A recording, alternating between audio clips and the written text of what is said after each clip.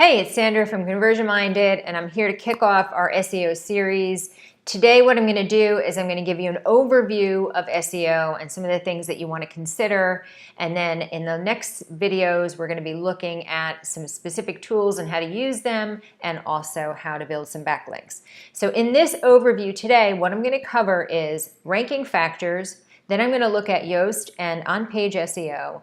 Then we're going to look at keyword research and how you should approach it. And then I'm going to just give you a quick overview of some of the tools that I use for keyword research. So first, let's talk about the ranking signals. So in terms of Google, I'm going to go through these randomly. These aren't in any specific order. But number one, let's talk about your site speed. You definitely want to have a very quick site speed. Under 2 seconds is really great if you can do that. You can use a tool like GT Metrics to see where you're at with that. And if you find that you have a B or C rating, then you want to start doing some things to optimize the speed. Maybe what you do is you have to crunch some of those images. Maybe you have to look at some of your JavaScript and some of the code that's loading on your site, or maybe the style sheets. You have maybe too many calls to style sheets, things like that. But if you notice that your site speed is getting a B or a C or even a D, then you definitely want to be doing what you need to do to get that speed up. And the reason is that Google is really wanting to give people the best results, the best answers to their queries, and the best sites in terms of responding to those queries. So it wants to give them a good experience. So site speed is super important. Along those same lines, the length of your post, the quality of the post itself. So you want to have, when people click through, they should really be rewarded with, something that is exactly what they expected to get, and it gives them the information that they want. Your page, your post should be very easy to read. People should be able to scan it to see what they want to read. And the longer posts are going to be considered higher quality in terms of Google. And we're not even talking about 1,000 words here. We're talking about 1,500 to 2,000 words, 3,000 words. I mean, really longer posts. So when you're trying to rank, generally speaking, you want to provide the absolute most value you can within that blog post. This isn't the same as trying to rank on Pinterest or trying to get, traffic from Pinterest, where you can kick back a little bit and be a little bit more, I guess, laid back about what you're posting, right? With Google and organic search, longer posts means people are going to be spending more time on your posts, means it's more value in terms of Google's eyes, and that means longer time spent on your page and your site, and that's going to contribute to Google seeing you as a high quality post and website. So that's number two. The other thing is internal links, external links, things like that. You want to internally link to some of your other blog posts. This is like giving you a vote for your site. Google looks at links and where they're coming from. So both external links out to other people's sites and also internal links to some of your related posts. You can use a plugin like a related post plugin or something like that. You can also just randomly interlink some of your related posts. You want to be careful with your anchor text when you're linking out to both external sites and your internal blog posts. What I'm talking about with anchor text is the text that actually is what people click on. So you don't necessarily want that to be all matchy-matchy, keyword matchy. You want it to be just organic, natural, in the flow of your post, and you would link out, wherever it's appropriate. You don't want to go crazy with this. You don't want to go crazy with your external links either, but just where it makes sense, link out to some of your other blog posts. And then backlinks. This brings us right to the next ranking factor, which is backlinks. Google is definitely looking at the number and quality of backlinks you have pointing back to your post. So that's a factor. And that also brings us to social media, right? So social media is an indirect ranking factor in that the fact that you're posting your blog post on Pinterest or Twitter or Instagram, those links do not count as backlinks, but what they are is an opportunity for you to reach more people. More exposure means more potential links back to your site. So the fact that you're sharing your posts on social media in and of itself is not a ranking signal, but the opportunity to get backlinks because of that becomes a ranking signal, if that makes any sense.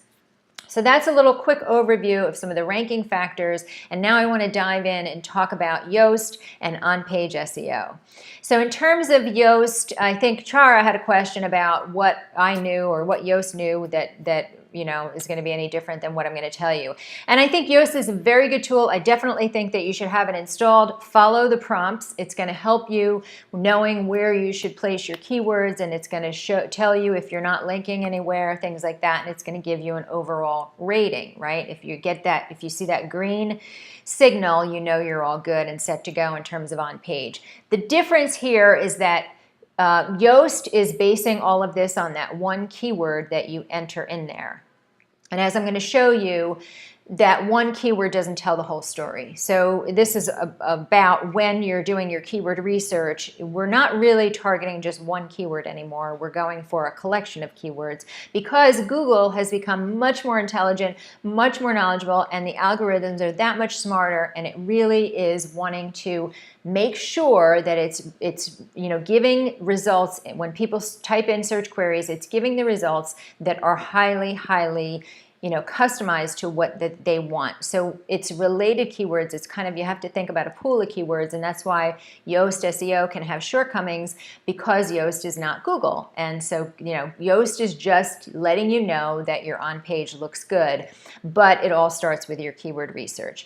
So I'm going to show you some of the places when you're inside your post and when you're ready to publish it in terms of on-page SEO. I'm going to show you where to include your keyword. When you're in your edit window, you definitely want to make sure your keyword is in your title. So make sure that your keyword appears right here, and that title is in the edit window, it is the top section, the field where it says blog title. And I'm pointing that out just so that you know that's your H1 tag. So that title that you see up there is your H1 tag. And you also want to include it down here in your URL, in your permalink. So that will appear right below your blog title. Make sure your keyword is in there. And then in your feature image, you want to have the keyword in the name of your feature image and also in the alt text of your keyword image. That is your featured image. So this is the main image. It might be a pin image. It might be a horizontal image, whichever one it is that you enter into the feature image section in the right sidebar of that post. That's where you want this main target keyword. I already mentioned the length of your content should be minimum 1,000. I feel like that's even shorter than what you really need, especially when you're going after more competitive keywords, but minimum should be 1,000. Your keyword, if you can get your keyword in some subheadings and it naturally flows and makes sense, then get that in there. That's going to be your H2 tag. So Google is looking at these tags behind the scenes when it's kind of indexing and spidering and all of that stuff, when it's crawling. So you want to make sure that if you can fit it in there, you include your keyword in there. Don't make the mistake that I made with one of my blog posts where I just added the keyword to every single heading, and I had a 14-point checklist. The blog post was blog post checklist, so I had blog post checklist number 1, blog post checklist number 2, blog post checklist number 3, all the way to blog post checklist number 14, and that was a total red flag. This is called keyword stuffing. I didn't realize that I was doing it. I was just overzealous at the time, really not knowing what I was doing, but that's what I was doing. So you don't want to push it. If you can grab an H2, a subheading in there, and add your keyword, that's going to do well for you. And then, of course, you want your keyword, the main keyword, in your content. Now, if you have a 1,000-word post, I think you're totally fine adding the keyword anywhere from 4 to 7 times, wherever it seems natural. The other thing that we're going to add here in the content is related keywords. So I mentioned that we're talking about a group of keywords, and you want to add those related keywords to your post. I'm going to talk more about how to gather this keyword grouping when we talk about keyword research. But right now, just know that you want to add related keywords to your posts as well.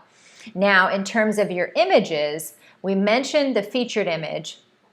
The thing that I want to point out is when you have secondary images, and you should, Google also looks at whether or not you have videos and images. It feels like means you have a high quality post because you're really trying to be informative and engage people. So it sees those as another little ranking signal. So when you have secondary images that help tell the story of your blog post, you want to include those other related keywords, not your target keyword. So we want to just leave the target keyword for your featured image right here. So the target keyword goes in your featured images, and any additional images that you have should also include the related keywords both in the image name and the alt text. So you want to use keywords that make sense. Obviously, we're going to get into the keyword research, so you definitely want to add, those related keywords that make sense. Install the Yoast SEO plugin. We talked about that a little bit. And you also want to have your keyword in your meta tag down here, your meta description. That really isn't necessarily a ranking factor per se, but because it helps with the click-through, if that's what people searched for, and you can create some really, really slick call to action copy with your meta description and add your keyword, that's going to help you.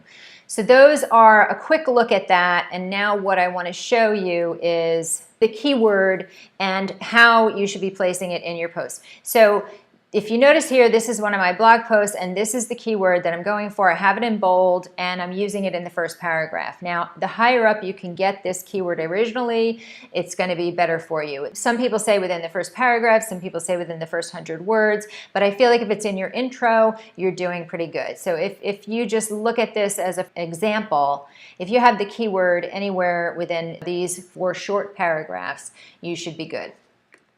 Now, this is my pin image, and for me, this is a secondary image, because if you notice down here, this is my featured image, and if I click on this, you'll see that my keyword, start a successful blog, and start a successful blog is right here in both the title and the alt text and the name of the image itself.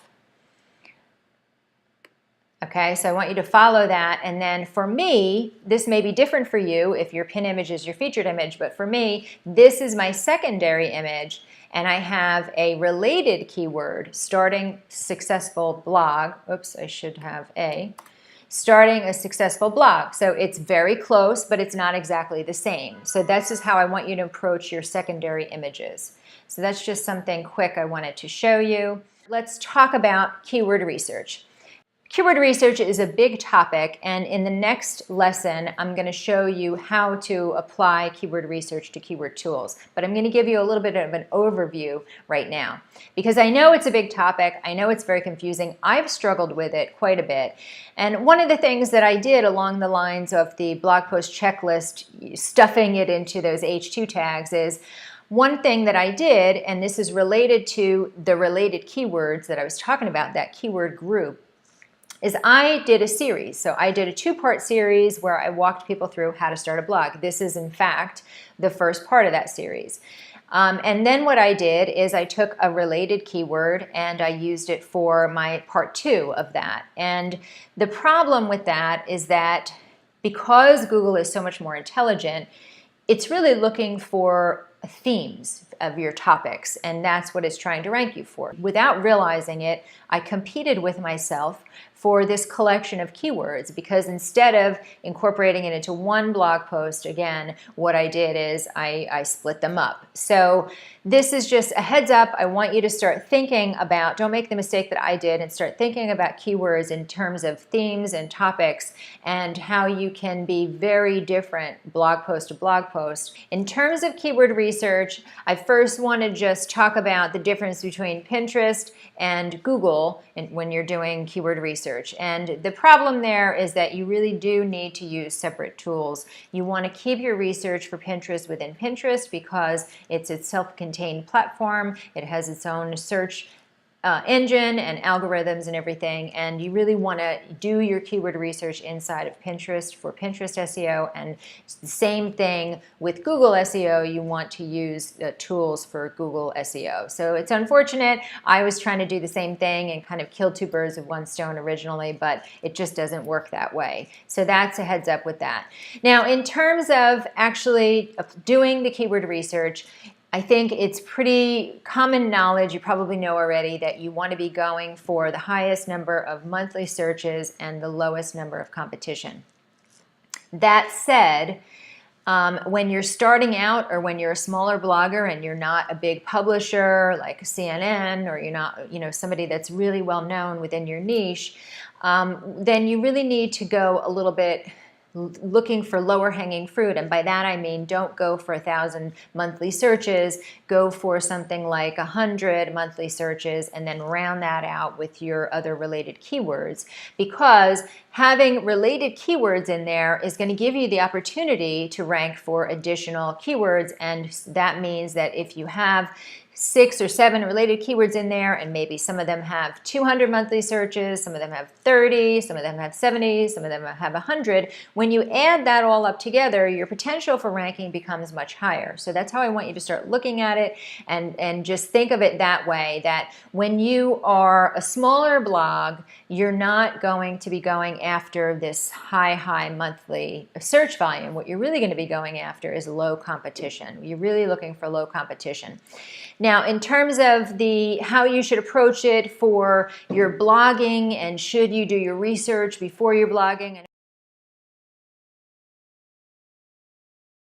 I like to think of it like this. You can write whatever you want and then try to optimize that post, but the likelihood of you being able to really rank for that post is a little bit slim, because when you're starting to do your research and when you're really writing both to capture Google's interest and the interest of your audience, you start to frame your posts a little bit differently. In other words, you start to frame them around your ability to add in these related keywords. And when you're not doing that, when you're just kind of blogging stream of consciousness, or some topic that you wanted to cover, what happens is you're likely not going to set up the structure of that post to incorporate those related keywords throughout. And the other thing is that you want to, again, as I mentioned it, you want to think about how you're writing and how you're even structuring your blog post for Google. So things like bullet points and steps and list posts, and really creating an easy to scan and read format, short paragraphs, short sentences. This is all important for Google and for search. So I find that when you approach it the other way, the reverse way, and you try to backpedal then into optimizing your posts, it's not as effective. And I find that what happens is I wind up feeling like I have to just write a new blog post anyway. So I would start to think about, when you want to rank on SEO, you have to play the SEO game and you have to do your research. And I don't find that problematic though, because I feel like the ability to write for search means that you're writing for what your audience wants. If you know your audience and they're searching for these terms and you deliver it to them, then this is a perfect union, because you're not just kind of writing something random and shooting in the dark and hoping that people like it, right? So if people are actively searching for this, then it's a really good indication that you're on target with what you're writing about and making sure that it's relevant and useful for your audience. So I would start from the keyword research first approach. In terms of tools, I know that there are questions here about how do you even find those low competition keywords. And believe me, I get what a struggle that is. I've used a number of different tools and I've found limitations with them, and I'm going to kind of give you an overview of them right now. And then, as I said, I'm going to go into them a little bit deeper in the next lesson. So I think that finding low competition keywords and ones that you should actually go after is one of the biggest challenges, because it's one thing to see, okay, all of these keywords have high monthly search volume, and that's great. And then I'm looking over here and I'm seeing, if you're using Keyword Planner, you're seeing just low competition, or medium, and high. And the problem is that when you're using the AdWords Planner, as it's now called, is that Google is really turning that platform into PPC. So that competition that you see is strictly for PPC campaigns. And so that's what the problem there is. It's not giving you an accurate indication of organic search. So that is all keywords people are typing in and spitting out for PPC campaigns, and it's not accurate. So I found this quite a bit. I was using Keyword Planner and I thought, great, these are low competition. And then I found, well, why am I on page 5? I should just quickly be on page 1. And the reason is that it's just inaccurate information for organic search. The other tool that I've used is KW Finder. I've also used SEMrush, and I've used Jaxi. and I like probably right now Jaxi and SEMrush a little bit better. KW Finder I was using for a while and I liked it, but I found that I would do my research. I like to do my research the same way that I do everything, and I batch it. So I would kind of do my research and batch it, and then I would go back the next month ready to write a blog post, and the data had completely changed. And the problem there is not necessarily that the data had changed, but KW Finder was returning all of these keyword scores as being, moderately difficult. And so that really wasn't suiting my needs, right? I was trying to find lower competition keywords. So I find that KW Finder, even though it's a great tool and it does show you the keyword difficulty score, it's not so good at helping you find some lower competition keywords. All it does is just give you a rating, and that's it, and it leaves you to kind of figure out the rest. What I'm liking now is SEMrush, because SEMrush will show you related keywords, and you can look in there and you can get a keyword difficulty score the same way. But the big thing that I've noticed with SEMrush is that you can actually really spy on your competitors, which is a really nifty way to go about keyword research. Because when you type in a keyword, it will spit back to you the number of domains that are ranking on page 1, and then you can click through to those domains and you can see their keyword group. So you will have specific information about the 5 or 6 or 7 keywords that they're ranking for, all related to this topic. And then what you can do is you can go in and you can look at those posts that they're writing, actually look at them and start to create your own strategy around how you're going to approach this blog post based on your competition. So a lot of this is looking at who you're competing with, looking at the backlinks that they have, the number of backlinks, and where they're coming from. And this is what SEMrush is really good with too. You can see if a post has 18 backlinks and specifically where they're from, so that you can approach those same sites and try to get a backlink as well. But it also gives you a gauge. And this is what I was talking about with, knowing how you're going to rank and how quickly you're going to rank is really a matter of all of the ranking factors, and one of them is this backlinks and knowing who you're competing with. So that's why I like SEMrush, and I also like Jaxi, because Jaxi makes it really easy to see what keywords you're going to have a likelihood of ranking for. Now, I feel like one of the things that you want to do when you're doing any type of SEO is you don't just want to be like, oh great, I found a keyword, I'm going to just start writing. I'm going to write my post, I'm going to make it as good as I can. I was doing that for a while, and I feel like you do need that competitive insight. You need to look at what other people are posting, because you need to know if you need to make yours even longer, or if you need to create it more graphically appealing, or how much deeper you need to go into that topic, how much more work you need to do in order to get a leg up. And part of that is, your internal linking. So strategies start to come about in terms of like pillar posts. Like, do you want to create like one post that pulls in all of your other links related to that and make it like a huge post where you can have, I don't even know how to call it other than a pillar post, but basically a post that wraps up a topic and gives an overview on a topic, and then you shoot out to all of these smaller posts maybe that support that larger topic. So maybe you would be like, if you're traveling to India, 5 travel tips for India, and that would be one of the posts, but then you would have what you have to pack and the shots that you have to get and the vaccinations and all of these things, right? You might write all of these smaller posts. I'm going to get into this in a little bit more detail later. Shorter posts when I say smaller posts, but you're not necessarily trying to rank for those posts, right? But what you want to do is you want to pull them all into this massive post, a library or archive of beginning to plan your trip to India, when you're in India, and then you would link out to all of your other posts related to that. Check here for this post. So you make your own resource post. I guess that's the word I'm looking for. You make your own resource post out of it. That's called a pillar post. So I'm saying this because I'm saying that there's a bigger strategy that you have to apply, and it's a bigger picture that you have to look at when we're talking about keyword research. So I hope that gives you an overview. I know I went a little deeper into that last part than I intended, but I'm just trying to share as much as I can with you guys. And then next week, I'm going to dig into how to use the tools that I'm using right now and that I really like to get you the best results.